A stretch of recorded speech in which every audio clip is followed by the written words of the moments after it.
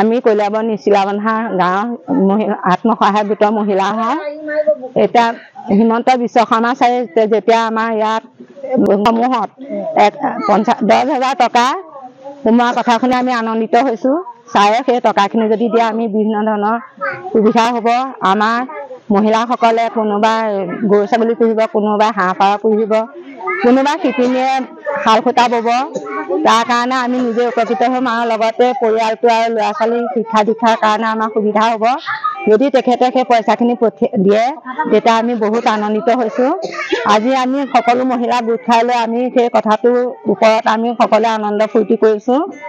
গতিকে আৰু আমাৰ এই গাঁওখন এতিয়া আমাৰ নিচিলাবন্ধা গাঁওখন শিপিনী গাঁও হিচাপে পৰিলক্ষিত হৈছে। এতিয়া আমাৰ ইয়াত প্ৰায় 100ৰো অধিক মহিলা আছে শিপিনী। এই শিপিনীসকলৰ কাৰণে এটা আমি সুসংবাদ ইয়াৰ পৰাই জনাওঁ, যাতে আমাক হিমন্ত বিশ্ব শৰ্মা ছাৰে আমাৰ এই অনুষ্ঠানটো আগবঢ়াই নিবৰ কাৰণে অকণ সুবিধা কৰি দিয়ক।